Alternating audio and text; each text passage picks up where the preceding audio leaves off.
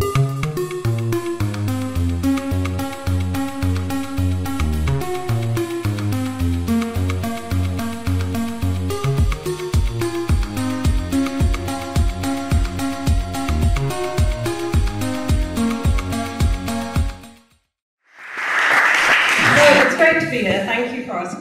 you for the work you're doing. Yeah, I was at the Scottish Affairs Committee in the House of Commons this morning, but I was also on the demo with others here on Saturdays, so that was great, and I think potentially I'm interested in your views, but it potentially helps to shift the politics, which I think, 6 months ago, so many people were saying people's vote, that's never going to happen. I'm told that all the time here as much as in London. So I think things are moving really quickly, not always in the right direction, of course, but some things look like they're moving in the right direction. So I want to talk for about 20 minutes where I see things going at the moment. Every day there's another new thing. Yesterday Theresa May had 4 new, they weren't red lines, they were kind of sub-red lines. I think I saw someone call them, so I sort of scribbled them down on the back of a piece of paper so I didn't forget them, because some of these red lines have gone round in Groundhog Day style forever for the last 2 years, but, when something new gets thrown in at this stage, perhaps we have to pay attention. So I want to say something sort of in general about where it's going, and then maybe talk through some of the details of some of the red lines. I did at one point in my career, I worked in Brussels for a few years. I worked in the European Commission for a couple of years, and then I worked with a Brussels think tank. So I have some experience of the Brussels side of it, and I have, not very recently, but I have in the last 2 years been over there a bit, talking to people in and around the negotiating team.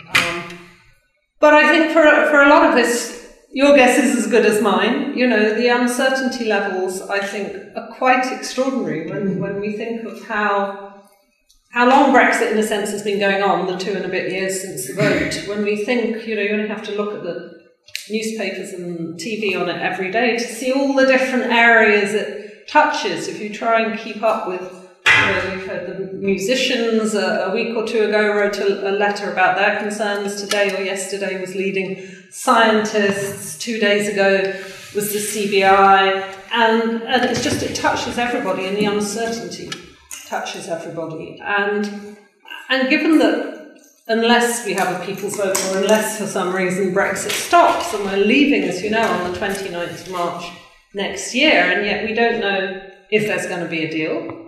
We don't know when there might be a deal. We don't know what's in the deal. We have some ideas about that, but as you know, last week there was the October summit and the dinner where Theresa May talked to her fellow EU leaders for a quarter of an hour, but wasn't allowed actual dinner. But supposedly there'd been a deal, or most of a deal, the weekend before, but then they decided they couldn't quite grasp that politically. We don't know what will happen if there's no deal. I was reading, it's been about 100 UK government notices about how to handle no deal, from what if you're trying to sell professional services of some sort to Europe, to what if you're a student and you're trying to get an Erasmus Plus grant to go to somewhere in Europe. And the Scottish Affairs Committee had said one of the questions it would ask us was what we thought of those notices. So I was checking some of them, just a handful, not 100. And they are shocking. They are so thin. There is so little in them. They're contradictory. Some of them basically just say to businesses, well, if it's a genuine no deal, it doesn't quite say go figure it out yourself, but it does in some cases. It says, well, go and talk to your European counterpart business about this and see if you can come up with an answer. In the Erasmus Plus example, I was quite amazed to see that they basically said, well, we will fund, as the UK government, we will fund anybody who successfully applies to Erasmus Plus before the end of 2020, or certainly anyway before the end of March. And then they had to admit that, well, that wouldn't do any good unless actually they had an agreement with the EU 27 that they could still go. But that's not exactly a definition of a no deal, is it? That's a definition of successfully talking to the EU. So we don't know if there's a deal, we don't know if it's no deal. we don't know if a deal will pass the House of Commons. We don't know if Theresa May will still be there in 2 months. You know, we keep hearing on and off about letters coming in. Do come and find a seat. And so, and we don't know if perhaps Brexit might be stopped. Because as I just said at the start, there's sort of momentum behind the people's vote compared to 6 months ago is quite extraordinary and very encouraging for those of us who hope it can still be stopped. The particular CBI survey that I mentioned of their own members that came out, I think, 2 days ago, it said that 80% of their members are now saying that they've either cut back on investment or are delaying investment because of Brexit and because of the uncertainty. And that when they asked them that question a year ago, it was about 36 to 40% said that. So now it's 80%, and that's, you know, we've not even left yet. So these are very, very real effects already. And I think what the scientists were saying in their letter as well, it's the same sort of thing. People are making career decisions, or some of these businesses, I think the CBI was arguing that some of the issue is businesses, large and small, deal with other organisations, other businesses in Europe. And because of the uncertainty, businesses in Europe or universities in Europe aren't including British firms or British universities or whatever it is in their networks, and they're trying to shift suppliers or shift partners. So again, the fact that we've had this Groundhog Day for 2 years, or 2 and a bit years since the vote, and 1.5 years and plus since triggering of Article 50, is already doing a lot of damage. Do I think there's going to be a deal? Actually, at the moment, I think probably there's going to be a deal.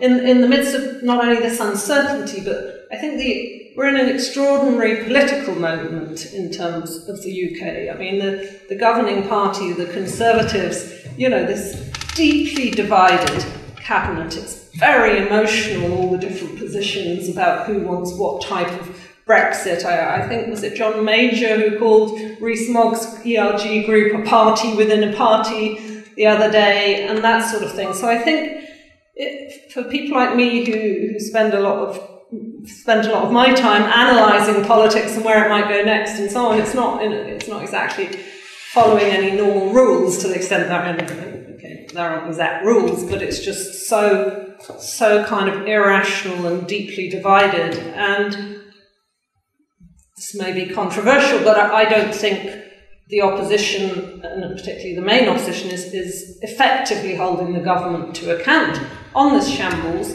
And whether you disagree or agree with that, obviously at the moment, Labour and its leadership are saying we were going along with Brexit. So we may want a different Brexit, and that's what they say, obviously. They talk about customs union and being close to the single market. We want a different Brexit. At Labour conference, obviously, you had that kind of, let's keep the idea of a people's vote on the table, but it's not exactly a policy position. So I think, given the enormity of the way that Brexit is impacting on so many issues and so many sectors and so much uncertainty, the fact that that degree of uncertainty or the shambles of these 100 no-deal notices and so on is not really being held fully to account, I think is very worrying, especially since, as you know, since the last year and a bit, since the middle of summer last year, almost all the opinion polls have said there is now a small but sustained majority for Remain. People are allowed to change their minds, but I think it needs, well, up till now, it needs political representation. It's very hard. You know, if you want to stop Brexit, if you want a people's vote, at one point you're going to have a vote in the House of Commons. And on the other hand, that demonstration with 700,000 people there on Saturday was quite extraordinary. And so, as a sort of movement of people coming together, whether in meetings like this or have a 750,000 demo every day of the week, obviously, and that can change the political dynamics. But we're a bit running out of road time-wise. So now is certainly the time. And I think, you know, in some ways, a lot of us are.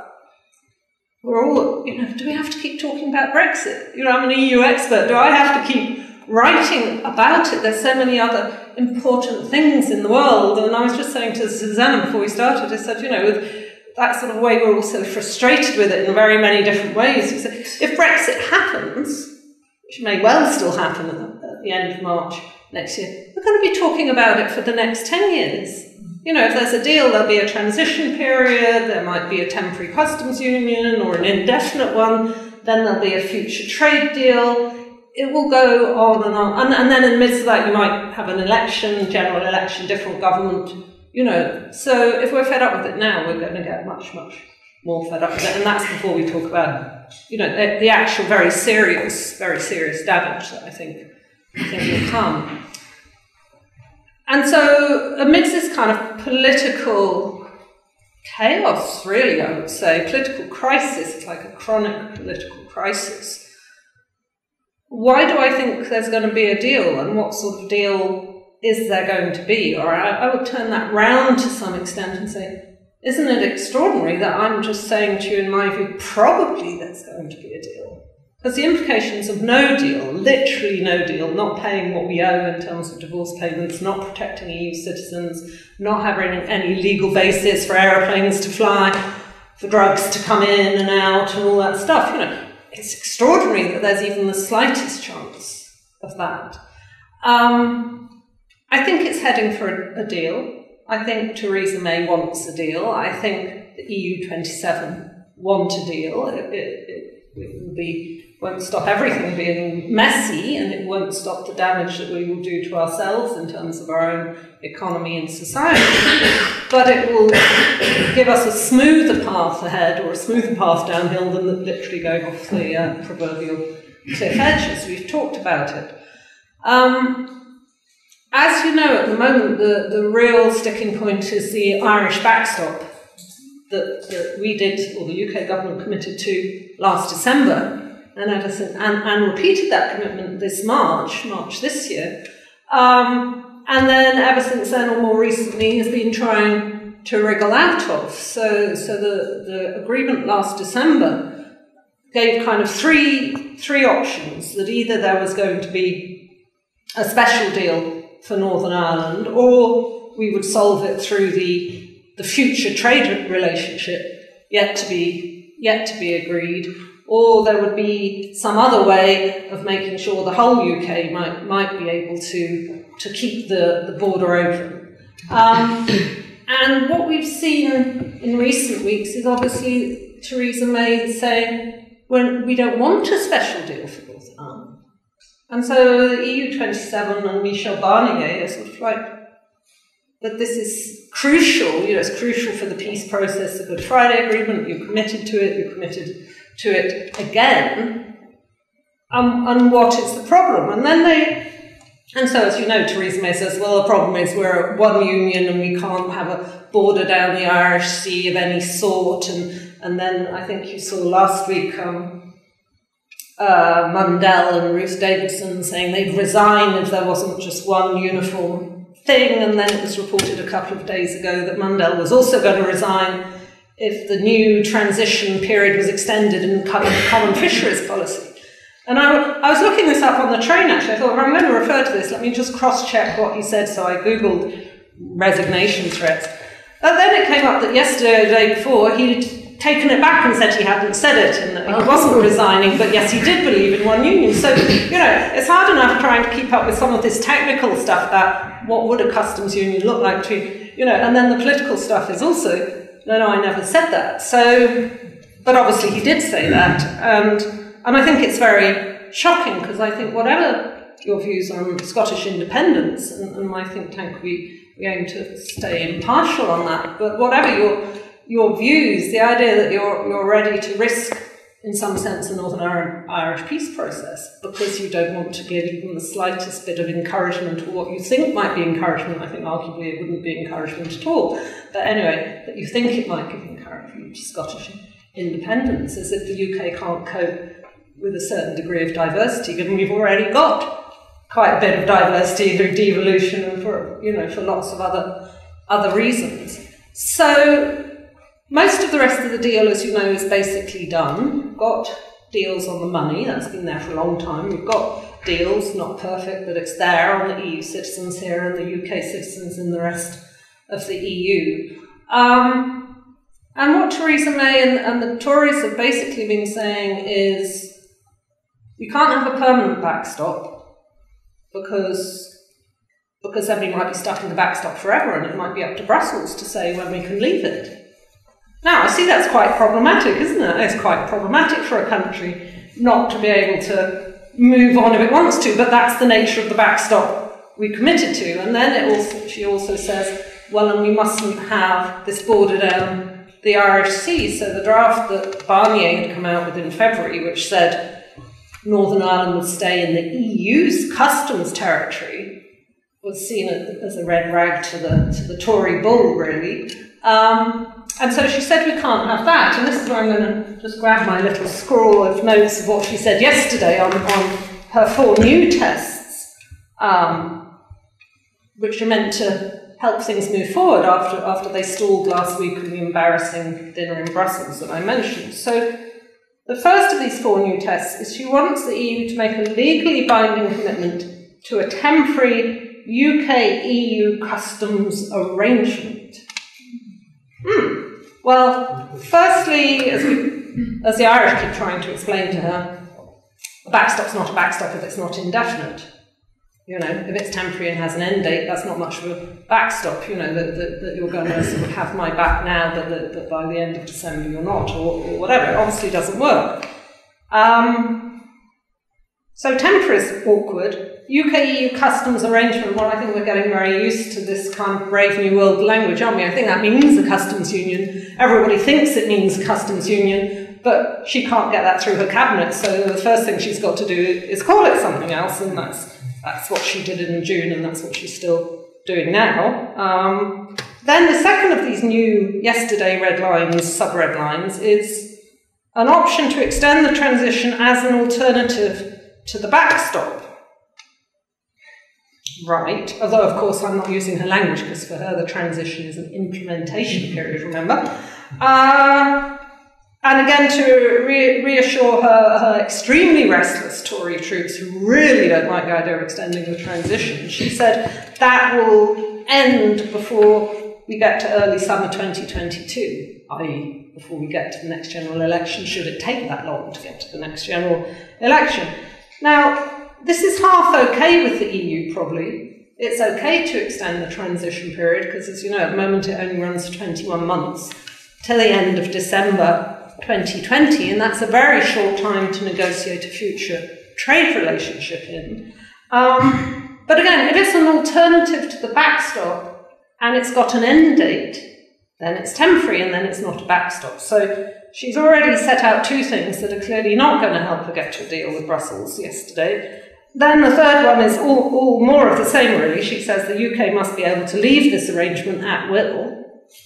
Well, that's not... Yes, that's what she said to the House of Commons. And finally, she said, 4th one, the government, UK government, must ensure full access to Great Britain for all of Northern Ireland's businesses. And I've seen various of the top sort of media and think tank experts on social media and Twitter going, what do you think she meant by that? You know, we're all trying to read the ruins maybe of this stuff. So I think she can get to a deal, but there's a limit to how much you can fudge it. And so can she get that deal through her cabinet, whatever it is? So I think she can probably find some language with the EU that may say there's 2 backstops. We've been, paying attention to the great detail last week. So one, the preferred backstop is that the whole UK stays in a customs union with the EU. I mean, I rather makes a mockery of Brexit, of course, because at that point we haven't got an independent trade policy. And if you can have the whole UK staying in a customs union, Theresa May thinks that means you don't need a Northern Ireland specific backstop. And the EU says to that, yes, that's fine, but it's going to take quite a bit of... A customs union isn't actually a simple thing. It's a complex trading arrangement. The only one they have with a non-EU member state is Turkey. It will take some time. We can't just do that as part of divorce talks. So we have to have a Northern Irish backstop in the divorce deal as well. And then the idea, as I've been saying, the idea that it's temporary doesn't work either. And then there's one other very important thing, which is the thing that causes borders and barriers between countries is not only customs. If you introduce customs, you're going to not be able to do, the cross-border supply chains of the car industry and everything else. But it's also about, do you have the same standards and laws and regulations? And so the EU wants to make sure if there's not to be a new border in Ireland, that Northern Ireland must also follow EU rules. So this is what some people talk about, Northern Ireland basically staying in the single market as well as the customs union. Well, that's not dealt with by the customs union.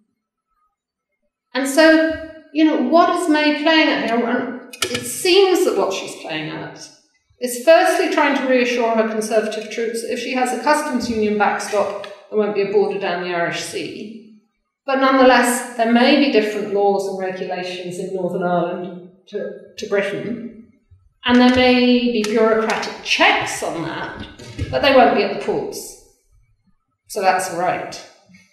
The DUP doesn't think that's all right. So it may not be all right because we will not get it through the House of Commons. And it is, I'm not trying to send this up. This is literally the craziness of trying to leave the EU, trying to get away from EU laws and rules that we have a say in a vote on, and yet wanting frictionless borders. And Theresa May, we could go through her speeches of the last year or two and see when she said that she wants frictionless and when she said she wants almost frictionless, because quite a big difference between those two. What people have been saying today, and maybe yesterday, but certainly today, that when the EU and Brussels came up with their idea for Northern Ireland staying in the customs union and single market, they said that Northern Ireland should stay in the EU's customs territory.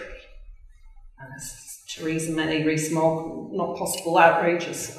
So apparently what they are doing behind the scenes in the negotiating rooms is they're taking that neuralgic word out and they're making it even harder to understand. They're going to put in a reference to a regulation with a number, I've never heard of it, number something like 190/22, it's not that, which refers to the customs union code that the EU has. So they think by making it more technical and more technocratic, it's a kind of a fudge that may or may not fool Rees-Mogg and the DUP and the Brexiters, but everybody in the UK is following this stuff. We're all maybe baffled and driven nuts by it. I don't know how they can do that sort of technocratic fudge and nonetheless DUP or Rees-Mogg or whoever else it is say, no, we still know. You may not have called it a customs union and you may not have said Northern Ireland is in the EU customs union, but that's what it will be.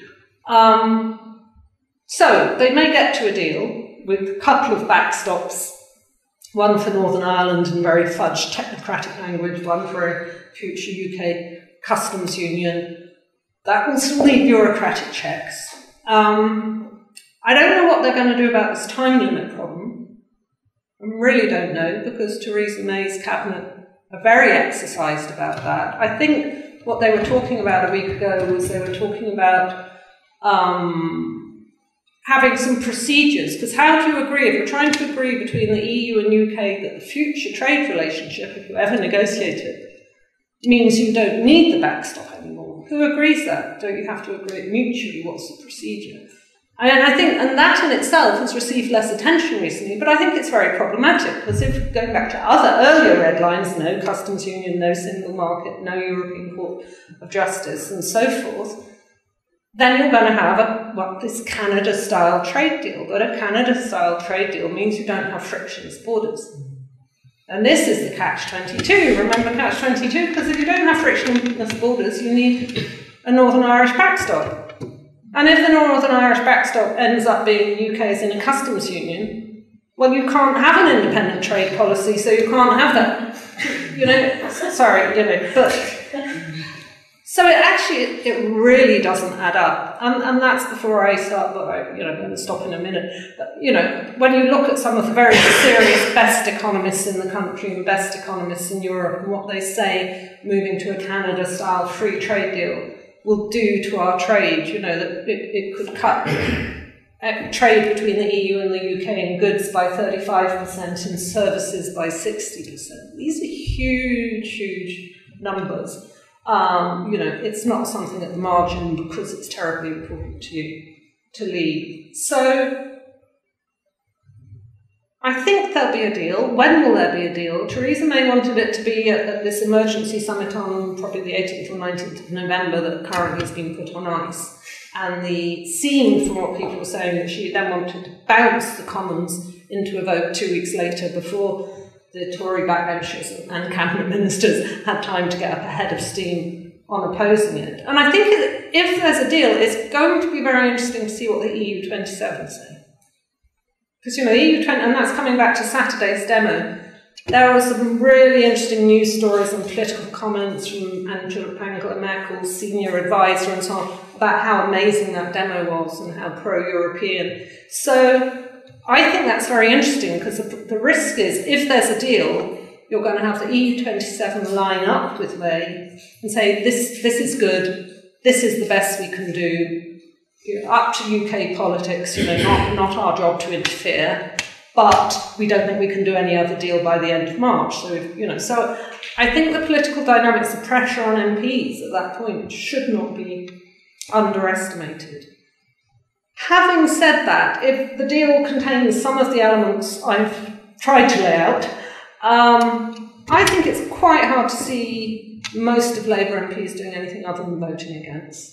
There have always been a few pro-Brexit rebels who voted already with the Tories. It's very hard to see the SNP MPs as third party doing anything but vote against. Because these backstops with customs union and this, that and the other are not the soft Brexit that in various forms both Labour and the SNP say they want. It's still a route to a damaging free trade deal. But obviously, as you know, you've got to have Conservative backbenchers in sufficient numbers vote against the deal too, for it to fall. When you had a critical vote at the start of July on whether the UK should stay in the customs union, Theresa May defeated that by about 3 votes, and there were about 12 Tory Remainer rebels, if you remember. So I don't know. My guess is as good as yours. Will it pass through the Commons? I think if it passes at the Commons, we are leaving. We'll see what happens to the pound, we'll see what happens, but I think we are leaving at that point on the 29th of March. If it doesn't pass, which you may have gathered is what I'm hoping, I think we'll be in a pretty big political crisis. Will there be a vote of no confidence? Corbyn will want to push for a general election at that point. Will that go through? Or will the Tories retreat to defend May or whoever is in charge at that point? Will there be an amendment? Will Theresa May allow amendments on the motion that they'll vote on the deal? Will there be amendment on the people's vote? Or what if Westminster rejects the deal, rejects an election, rejects the people's vote, which seems to me perfectly possible as well? I think at that point the crisis, can you imagine, basically if our MPs can't only oppose and don't agree on anything, the pound is going to nosedive at that point, and it's going to be quite a serious crisis. I find it quite hard to think if we had got into that degree of serious crisis that there wouldn't be an election. But if there was, would an election solve anything? Will it change anything? If there was a successful vote in the Commons for a people's vote, would it then happen? What if Theresa May is still the Prime Minister at that point? Commons votes down the deal with an amendment saying they want a people's vote that she opposes. How can she, as Prime Minister, go around organising a second referendum? I find that quite hard to imagine as well. And would she, at that point, call a general election in preference, and she's ahead of Labour at the moment, remarkably given what's been going on. I think, and Nicola Sturgeon, of course, has said there should be an extension of Article 50.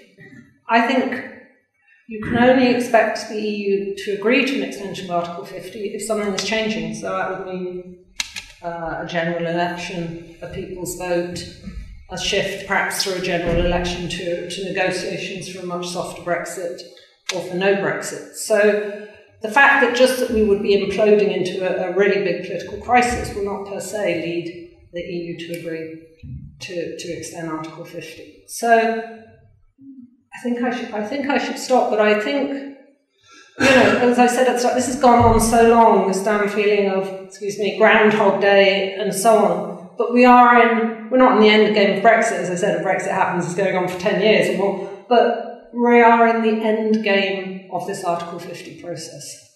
And either it happens or it doesn't happen, and either there's a deal and it passes or there's no deal. And so the next couple of months politically, in terms of the grassroots pressure, and in terms of where MPs choose to stand and what they do, is actually critical. And it's very hard to imagine a deal by the 18th of November. But you never know. And otherwise, the next staging post is the EU summit in the middle of December, the 14th. That would put the vote off till after Christmas, probably. So the time is getting very short. We're running out of road. And so thank you very much for doing this sort of event and having this sort of debate. Thank you.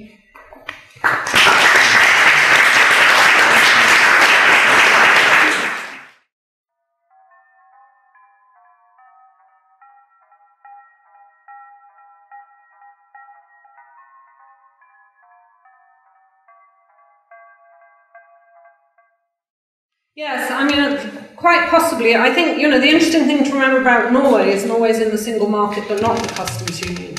And therefore there are some frictions on its border with Sweden. So if we want frictionless borders, both to save the car industry, to save the Irish peace process, that's why people have said be in the customs union as well. I wonder, and this is, when I was talking to you about this fourth sub-red line yesterday, the government must ensure full access to Britain of all Northern Irish business. And people are speculating, does that mean that what Theresa May might say is we'll voluntarily align with all the single market regulations? And if you've been following this, which I guess you have, that starts sounding a little bit like the infamous Chequers. The Chequers deal, which the EU said they wouldn't accept. But it's not impossible that nonetheless we can voluntarily, if we've let the EU do what we want, and we can follow their regulations, but the EU can say, you're not in the single market, you haven't got free movement, so we're still going to check your goods. Nonetheless, it might make the borders less hard than they would have been otherwise. So she may in a way be moving towards that as the indefinite backstop. I don't think that would be clear enough that it would, because SNP has said they would support a soft Brexit single market customs union, Labour customs union, and something a bit vaguer on single market. Is that going to be clear enough that they will vote for her deal? I don't think so.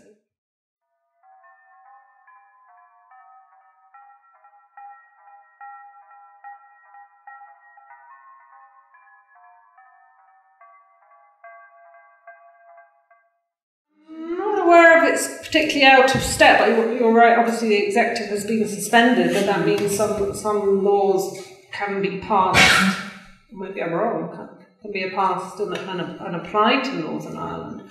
But I think there's been a lot of consideration of whether and at what point she basically throws the DUP under a bus, or at least challenges them not to vote or to vote against. But then she needs to stop the rest of the Tory Brexiters and Rees-Mogg. Is there going to be 60 of them, or is there only going to be 20 of them? And when push comes to shove, and maybe they won't get Brexit any other way, will they fall in line? I would say, I don't know what you think, but I would say at the moment it doesn't look like that. The sort of comments that have come from David Davis, Boris Johnson, and Jacob Rees-Mogg have been upping the ante a lot, and it would look very strange if we get the sort of fudge deal that I've been talking about. if they didn't say, but that's a fudge and it's still, treating Northern Ireland differently and so on and so forth. I mean, I do think it's extraordinary in this process, isn't it, that along with Scotland, Northern Ireland voted Remain, and yet because it's got no executive, the voice we hear all the time is the DUP, which clearly only represents one segment of Northern Irish opinion and not the majority Remain segment, and they voted 54% Remain, but polls suggest that might have gone as high as 69% now. So there's been a real lack of concern for that in Northern Ireland and obviously here too.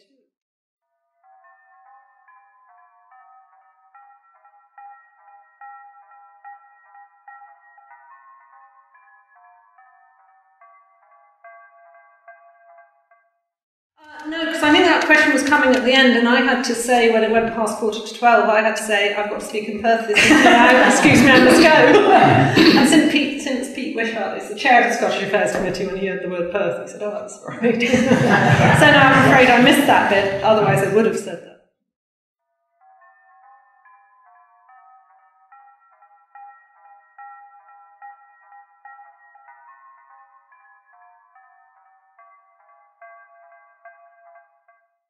I absolutely agree with you, and I listen to and talk to people who are experts on both the border issues and on the peace process and on the Good Friday Agreement, and they will tell you it's already causing tension and worry in those communities, which is already obviously of great concern, and a lot of those commentators and experts are very clear that, and I think you've had some police comment on these lines too, that if you put any border infrastructure, it will be attacked. And so that in itself could help to encourage the hotheads or dinosaurs or whatever you want to call them. And, early on there was all this talk about technological solutions, but you may have cameras on the Norway-Sweden border, and you could maybe have it sort of Calais or something, but to have cameras and so on, obviously, on the Irish border is provocative, and anyway, there's more border crossings in the Irish border than apparently in the whole of the East European border of the EU to the countries outside. So none of that adds up. I think a differentiated deal could add up, but the politics of that at the moment, Theresa May is not going to do that other than in the fudged way I suggested. But I just think the fact that there is no proper political voice for the range of views in Northern Ireland is quite shocking. And I think the Irish government has responded very well to the whole challenge of Brexit, both to the peace process. We have to remember Brexit is almost as damaging for the Irish economy as it is for the UK economy. And yet, on the whole, you don't hear their politicians and commentators speaking with anger. It's with frustration, and it's with disappointment, and great diplomacy they've shown in terms of working with the other EU27. But I think we talk a lot about the Irish border, but we talk very little about the damage we're doing to Ireland's economy. It's quite an extraordinary thing to do to a neighbouring partner.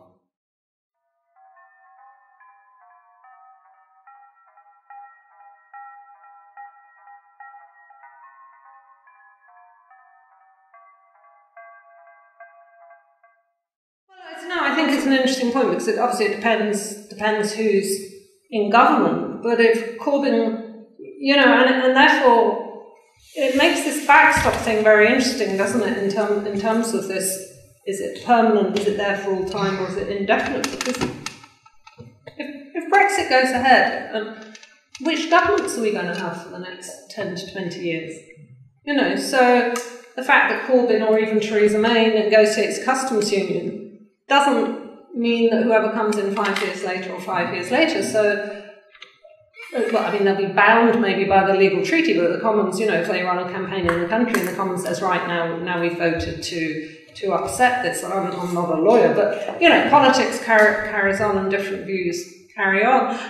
I personally, a lot of people who remain but reluctant to challenge and the results and try and stay in the EU understand the arguments for a soft Brexit, a single market and customs union. But it worries me a lot, the democratic deficit, you know, and I'm certainly not going to say I agree with Rees-Mogg, and, you know, I wouldn't call Norway a vassal state, but as I said before, Norway is only in the single market. They did a study 6 years ago in 2012, they did a study of 20 years of being in the European Economic Area, and the huge big study. And the author of that said there was a very big and serious democratic deficit. So although Norway does get consulted and it can go to consultative committees, but it's not in all those, you know, it's not got a vote, it's not got a veto in some areas, it's not in all the rooms, it's not in all the committees.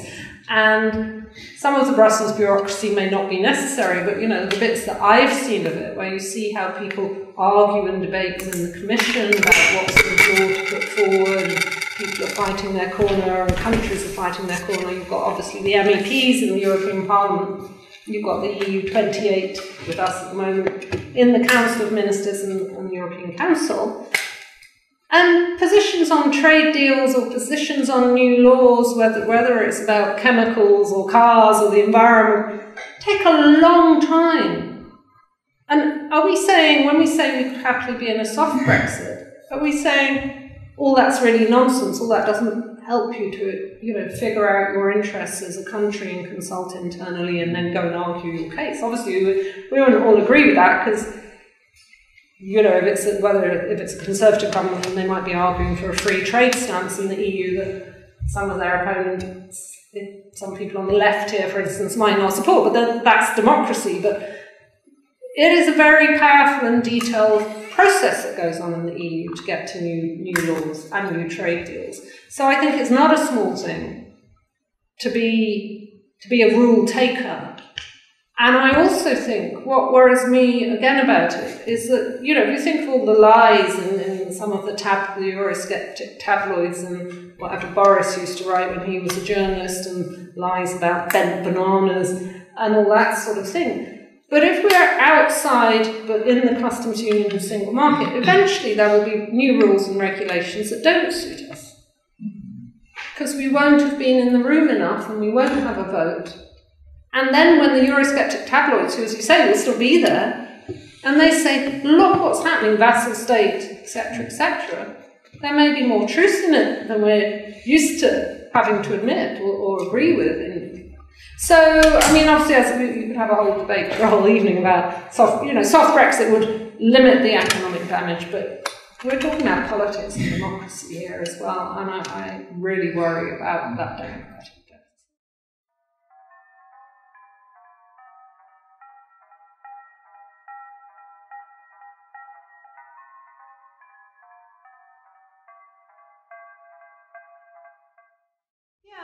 I think, again, this is something that I think was discussed earlier on more, and people started talking about, you know, the Singapore model. I'm worried that we might be going, and the EU was worried that UK might go to a sort of very deregulated, low standards thing, and Theresa May and others have said, no, we want to keep high standards.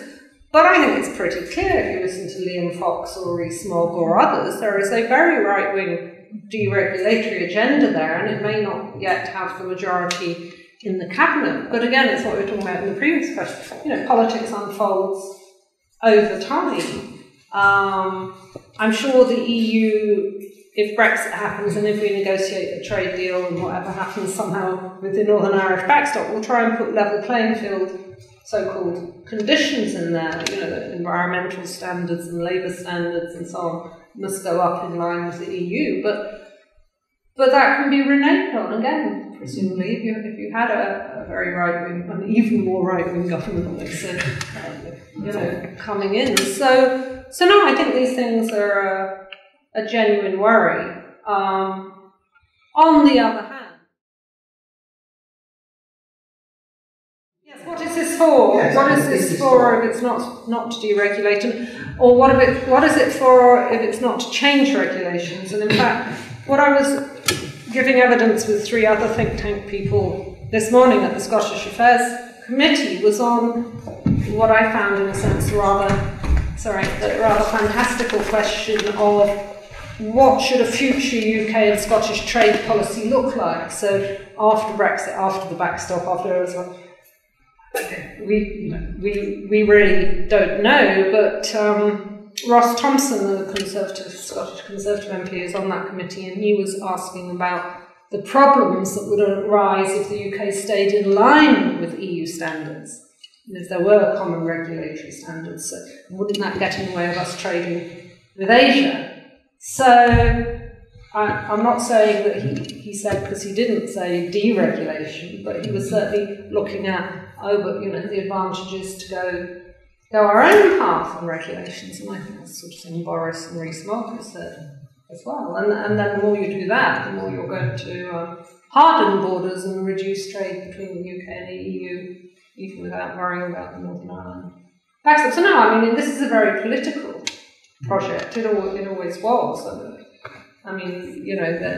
I ran the Europe programme at Chatham House in London 20 years ago at the end of the Major government, and I knew people like David Davis and Bernard Jenkins then. They were a kind of token Eurosceptics, but in those days they were the fringe, so that's all they were, although all they were. I mean, the Major government imploded over Europe, and we got the landslide for Labour in 97, but obviously anyway they're now much more dominant, and that's what's extraordinary. These people have been on a mission for a very long time and now close to their goal, and yet to some extent our hopes in being able to stop Brexit lie in their lunacy. Sorry, now I'm being taped, but because if they don't vote a Theresa May deal down, it may go through, unless you've got more Tory Remainers who vote.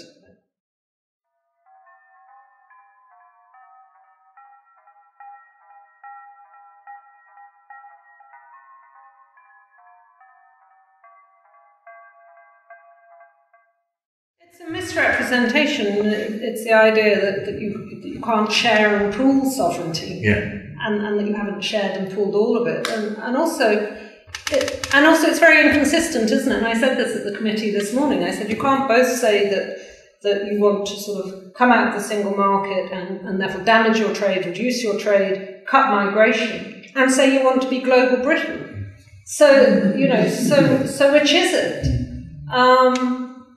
And no, I think it's very dishonest in terms of the fact that not only are we pooling, not giving up sovereignty, but the fact, everything isn't run by the European Commission anyway. We have a commissioner, but we have MEPs, we have ministers and Prime Minister in all the relevant rooms, and we're one of the most influential because size does matter in the EU, and you get more votes and you get more say. And anyway, and this is very little understood in the UK, often even if there's this thing called a qualified majority vote, in other words, you might pass a new law with a majority, it's got to be a big majority, you don't have a veto on all single market things. The EU doesn't like countries, member states voting things down, so it will try and go the extra mile to find a consensus, even though the rules don't say you have to do that. So if you want to be part of an international world, okay, we can have this debates about globalisation, we can have debates about what we don't like about the EU, or the way it treated Greece, or the euro, or whatever. But to say we don't have a say, it's just not true, is it?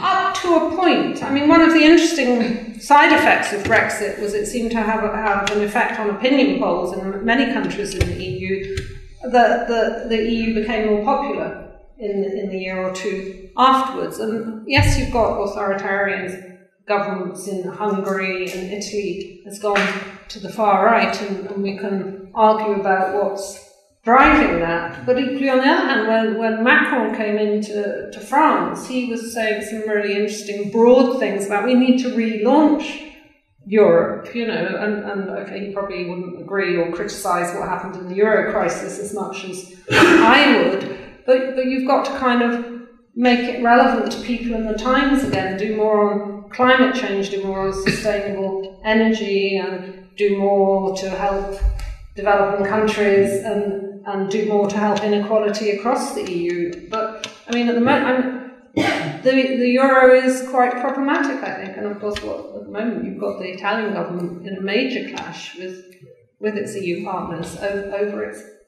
budget. So I think the EU is in a healthier state than people in Britain often think, and I think Brexit, in a way, and the way Theresa May has handled or mishandled the talks, has actually driven more cohesion and loyalty than you might have imagined. But obviously there's another big frustration about Brexit. We've got Trump, we've got populism in Europe, we've got growing power in China, we've got the Middle East in a mess, we've got Putin. And the UK is part of the problem.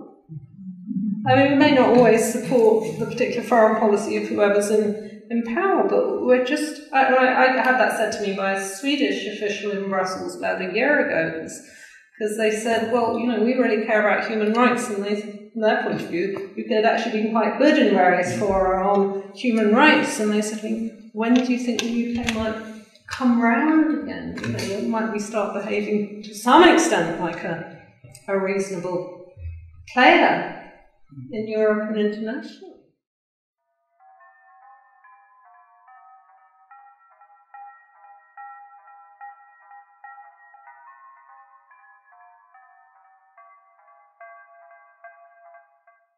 Yes, I think so, yes. I mean, I wrote something on that a couple of years ago. I spent quite a bit of time, I was actually living in Berlin when the wall came down, and I followed the accession of the East European countries through the 90s. They joined in 2004, most of them, and I also actually followed the early years and much more positive times of Turkey applying to join the European Union. And so I was in London in 2014, but I was quite annoyed and wrote one or two blogs when I saw all the people in Brussels saying that Scotland would have to go to the back of the queue, or the talks would take 8 years or longer. And I thought, well, it didn't take that long. Talks for East Europeans didn't start in 98 and joined in 2004. So yes, of course there could be an issue of the Spanish veto. Everybody has a veto. That was the lie about Turkey from the Brexiter side, wasn't it? But if it's a sort of legal and constitutionally valid referendum, Spain is much less likely to veto that. I asked somebody a year ago in Berlin, a very senior, well, just person, I'd better say, it was off the record, that if Scotland went independent, given Brexit, what would the reaction be? And he kind of considered it briefly. He said, well, it would be a technical, not a political issue. And that just meant, in other words, accession process and talks. It's not, it's not Turkey, it's not as big as Britain, So, I mean, if there was a hard Brexit, there would be a lot of things to consider. What sort of border with the rest of the UK? What are the economic impacts? I don't particularly buy this sort of stuff about, because there's 4-to-1 more trade with the UK than with the EU, therefore it's obviously a bad thing. I have not seen any serious in-depth economics trying to analyse that in a more serious way. And also the people who tell you that are on the one hand telling you there's not going to be a border between Dover and Calais, and on the other hand that there will be a border. So you can't have it both ways. So no, whether it's a good or bad idea, not just about independence, but economic impacts in the short run is one question. But accession, absolutely, you have to be a European member state. You'd apply to join. If it wasn't 10 years hence and you hadn't gone down a reasonable deregulation path, you'd be very close to single market rules. And at the very shortest, you'd have to apply, be assessed by the Commission. At the very shortest, the talks might take, say, 18 months, and you have to ratify. But yeah, it's entirely feasible.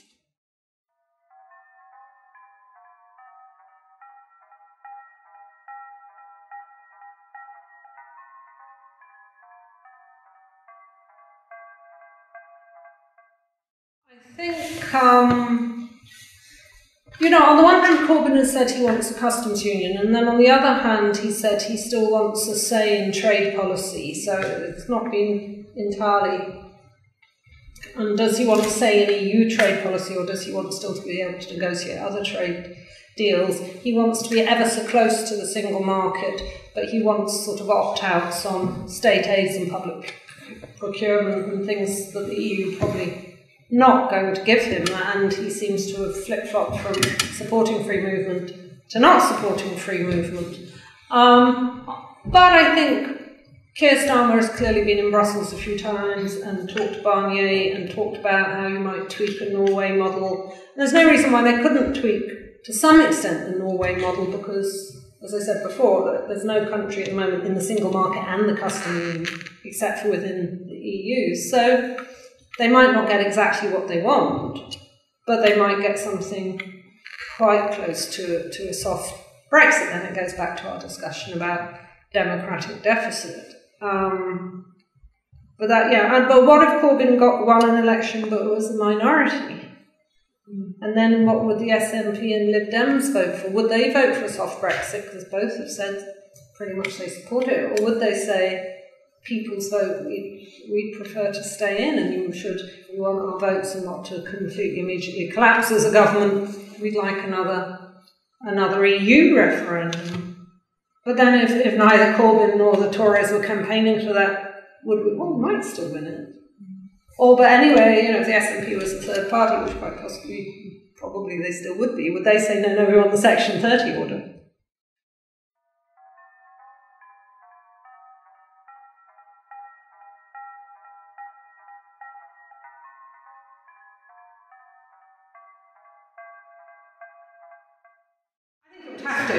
The SNP, I think, have said with their new policy that they would vote for that, and it came up in the Commons, so it would need an option to remain. Yes, so the sort of fudge that Corbyn was talking about around the time of party conference, which I just didn't think added up at all. Are you going to have a referendum on deal or a different deal, or a deal or no? It didn't really quite make sense. But I think he's really reluctant for a mixture of reasons. Obviously people say, I think rightly, he's always been fairly Eurosceptic. I remember that, old enough to remember those arguments from the 70s about, is it a capitalist common market and that we should vote against in the 74 referendum, the first referendum. But I think there are also advisors around Corbyn who are saying if you don't go ahead with Brexit, you're going to encourage UKIP and sort of fascists in their terminology. I find that very difficult one. Do you do something that UKIP wants to happen in order to discourage UKIP? And that is going to be really damaging for poorer people and communities in this country. But that is the argument that's made. But I think there's, what if it comes, I was talking about these different ways the vote might go, whether the vote's in December or January. What if Corbyn realises he can't get a no confidence vote through the Commons, but that there could be a majority for a people's vote? Would he be pragmatic enough, wanting to sort of unseat May enough that he would go that route? I don't know. Your view is as good as mine. It's extraordinary, as I said at the start, it's extraordinary levels of uncertainty. And the other thing that the CBI said in this new results 2 days ago was not just that 80% of firms are cutting back or delaying investment, that about 17 or 19% had already invested in contingency plans for no deal or for this uncertainty continuing. And up to 80% by December were going to have made decisions. So another sort of amount this month, 24% in November, 24% in December. And this is time and money, jobs and structures moving that aren't going to move back and that aren't going into current investment. So this is real time we're in now. This isn't just a phony war, if you like.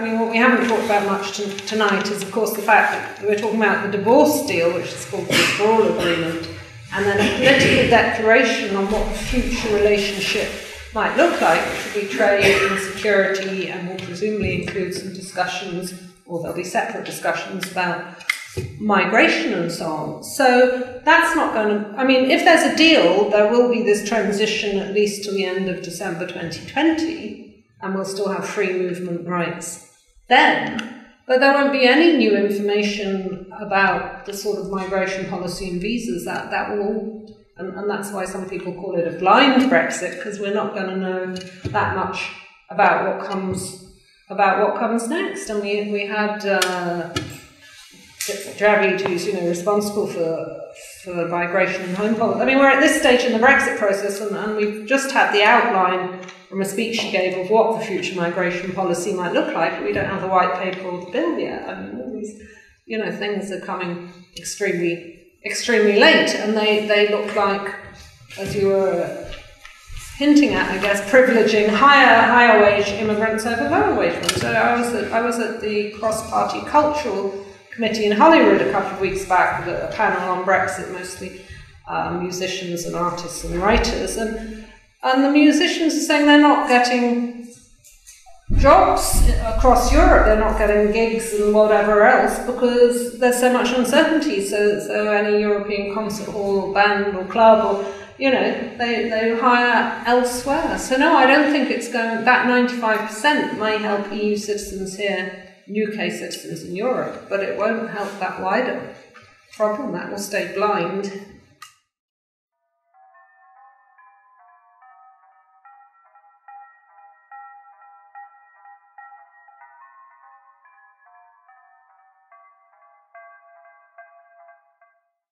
I mean, there was early on in the Brexit, when the Brexit vote happened, there were discussions of this thing called reverse Greenland, because Greenland had left the EU while staying part of Denmark. And I thought for a range of reasons that didn't make sense.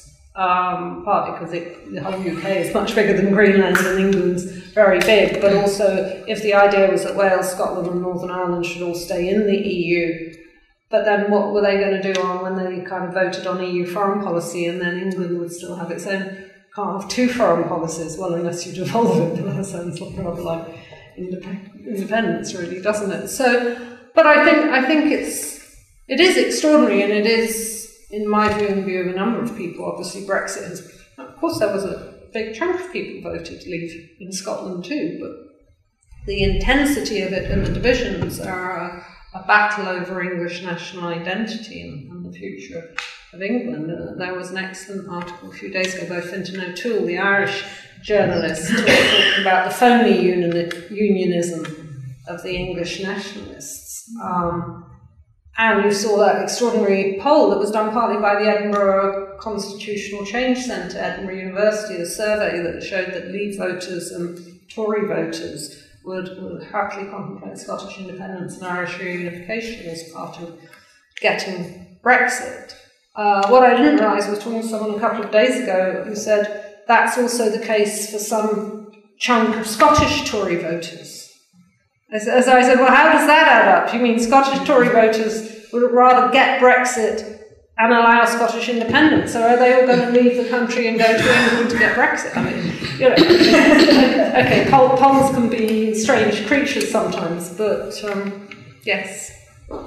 I mean, if only there was a route where England could withdraw and everyone else could stay. Might lead to quite a lot of people moving here. I guess, any final questions? No, well, thank you very much for inviting me.